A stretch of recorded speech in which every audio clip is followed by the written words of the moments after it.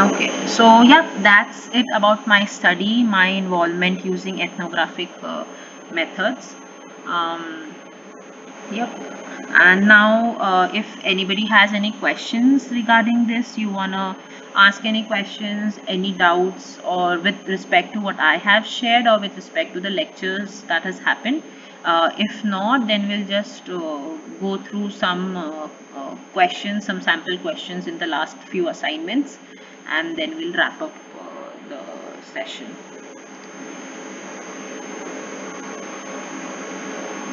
So yes, no questions. Yes, Monica, please go on. Just give me a second. I had, yeah, go on. Yeah, hi. Yeah.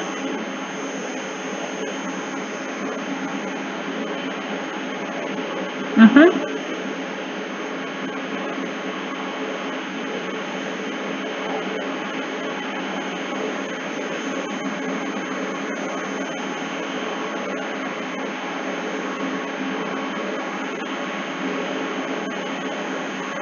Okay. So, Monica, before I answer that question, can you please let me know your background, what you're doing, like what is your background, one? Second, where you're doing your PhD from? And third, what's your topic of study?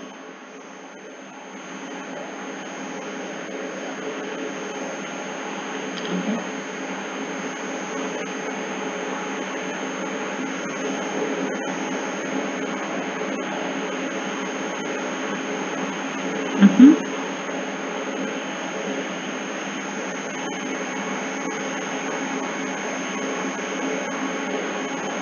Okay.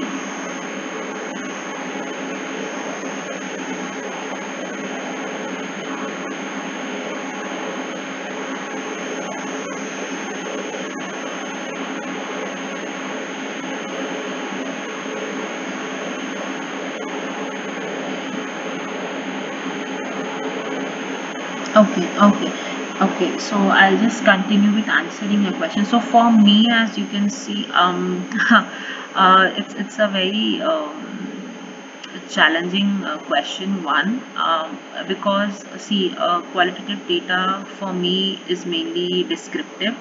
Okay, where you're describing ऐसा होता है, ऐसा होता है. In my case, I am going to use a mixed method for my analysis. So once I've understood the background of the community, their practices through ethnography, I am then going to go back and do a survey with the community because of the rapport that I've already built. Okay, and then that kind of survey I might use quantitative methods to analyze it, so I can relate both qualitative and quantitative, because from my experience and my understanding, and I may be wrong, sometimes it's very difficult to actually convince in certain setups. So if your guide is an anthropologist, or if your mentor comes from social science background or something, it's a little easier to convince. I mean, personally, I'm also facing that challenge. But then from what I've understood is, once you do a mixed method to really validate your qualitative data, it really puts a lot of weight to whatever you're trying to prove or say. So for me, I am using quantitative methods to take this further. And for qualitative, I think it's also important to know what data you actually don't need for analysis, because I think we as researchers get a little, for me also, sometimes I get very romantic with the information, with the data, thinking that oh, इसको कैसे छोड़ सकती हूँ, ये तो बहुत ज़रूरी है, maybe if I remove this इसका value कम हो जाएगा. So I think it's very important to also eliminate the data that we don't need. Does that answer your question?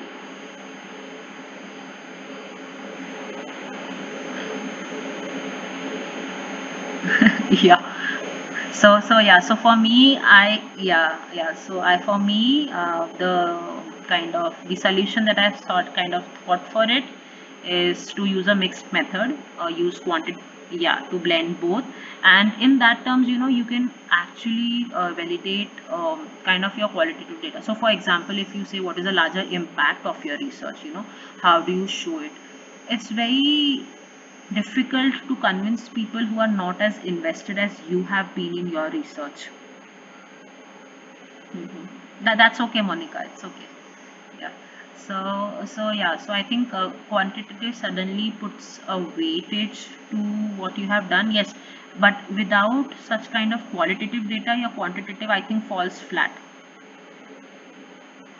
So if Shrimoy, you have some experience, because so Monica Shrimoy is a faculty of social science, like she teaches in social science, I think.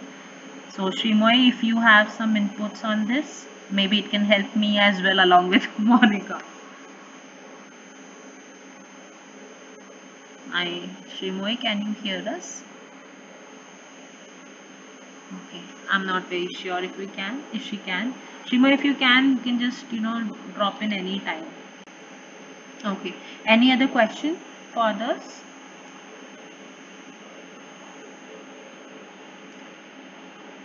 Okay. So I'll just now just go through a few questions from assignment 1, 2, and 3 just for discussion purpose. You can come up with the questions that you are stuck with in the past assignments, not the one that's on now. Okay. So, question, everyday activities and people's conception of their own identities may be researched through ethnography. Yes, this is a true statement, because that is what ethnography says. It's like the ethnographical kind of research looks into the daily lives, into the every nuances and details of what people do, why people do it, and how people do it. Okay, so in this case, yes, it's true that through ethnography we can research people's everyday activities and their conception. Now, ethnography is A, subjective but not interpretive, which is not true. B, objective but not interpretive. C, subjective and interpretive.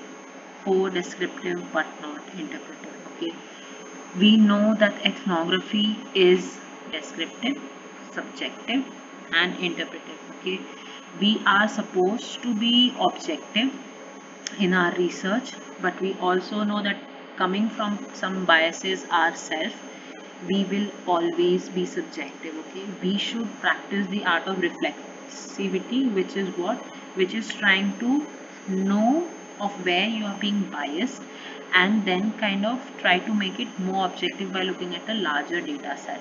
Okay, try to make it generalizable. That's why ethnography is both subjective and interpretive. Next question. In ethnography, the researcher's presence does not affect the participants. The ways in which researchers engage with participants does not influence what the knowledge produced. It's a false statement. As researchers, we know that our presence, the way people conduct themselves around us, is always going to be a little different. For example, a simple example, you have relatives coming over to your house. That's not how you stay every day, right? So if the relatives come with a camera and a notebook, you are definitely going to change you're not going to be like, हाँ मेरा घर है जैसे रहना है वैसे ही रहूंगी. So even with respect to our participants, our presence does affect them. So it's a false statement when we say that it does not affect the participants. Okay, next, what are the advantages of conducting a pilot study? Like we said, before we go on site, one, we should do our literature study to understand what kind of data has been done, what kind of information is already there. And second, after doing that, we have to conduct a pilot study as well. Now, as I told you, for my site, I did not know about this festival that's gonna come. Okay, it's only because I made pilot studies that I interacted with the people, and they kind of had some faith or trust in me, where they themselves said that, maybe if you come and participate in this festival, you'll get more data, you'll get more information. So why don't you just, come and see the entire festival at a particular time? So that's why pilot study is important. Second, is you might also understand the challenges that you will face when you go to site. So by literature you will feel हाँ ऐसा होगा site पे वैसा होगा, but when you actually go to site, the situations, the context, the challenges might be much different. You might not know whether your site is a particular gender friendly or not. You might not know if you need a large number of team, or if you need some or somebody to go along with you. So it's very important to first gauge and understand pilot study. Also, it will help you to form some key participant. Now, what is this key participant? It's like your point of contact on site. Okay, somebody who will help you interact, who will help you get in touch with the people. Now, in this case, there are different ways to get this key participant. Either you can collaborate with some NGOs who are already working, some other kind of government organizations who are already working. You can get in touch with the healthcare, the PHC people, because every village has this healthcare workers who go and distribute medicines. That can be the case. You can also contact the sarpanch of the village and tell him your intent, and then go further. So you will have to do this during a pilot study to understand your field better. So just let us go through the options. It shows us the hurdles we are likely to face in engaging with the participant and the context. I've already explained this.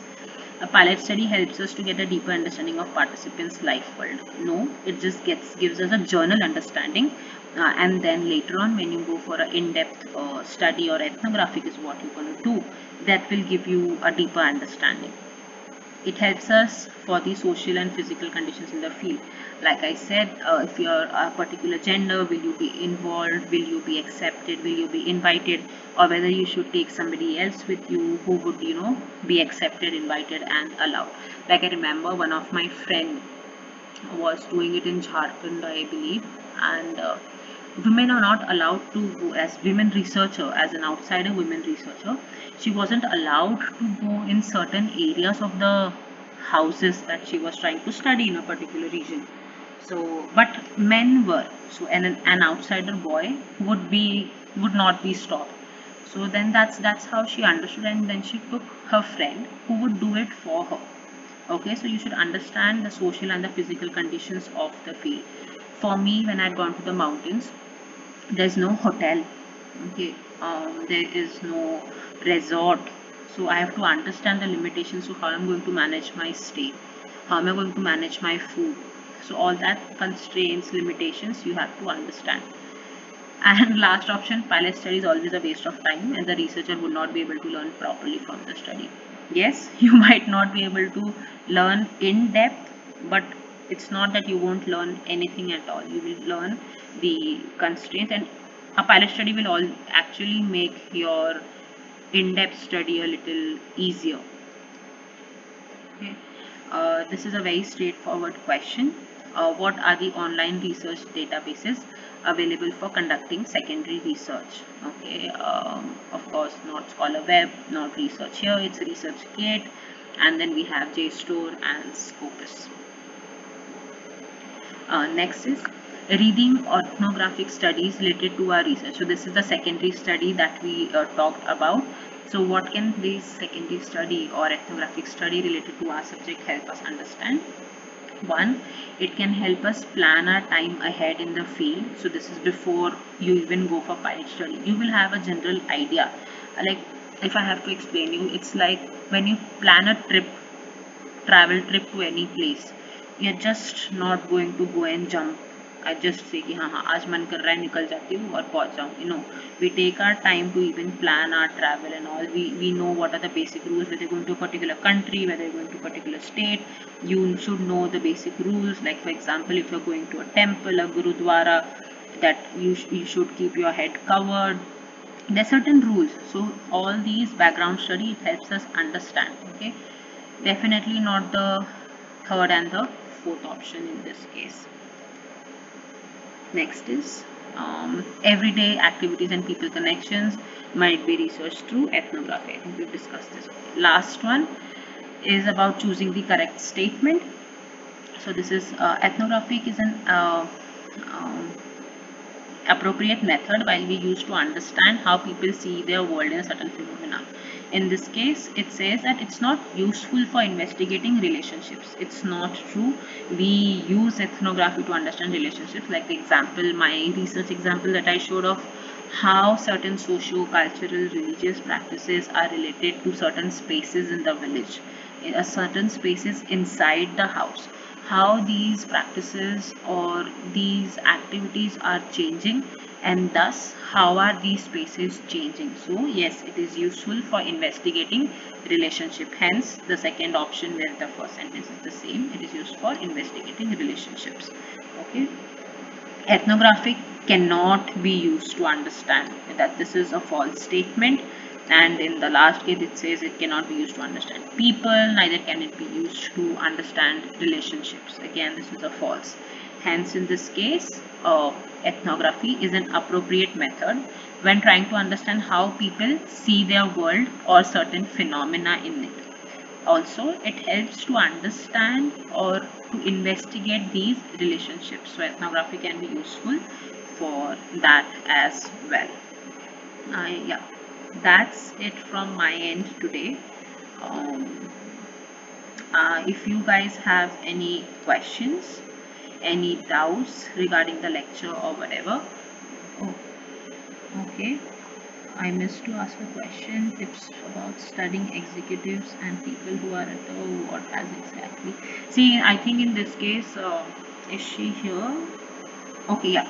Okay, Milan Puri. Okay, sorry. What are the exact challenges? The one you mentioned. There is a sense of superiority. They avoid talking much and mostly. See, in this case, I think this comes from, if you can just draw from Nina ma'am's lecture itself, where where she gives an example of how do you understand behavior in the offices. So either you either you join as an assistant. Okay, I think in the week 4 lecture, there's also this terminology of covert and overt, where either you go undercover and try to understand, or it depends what you're trying to ask these people.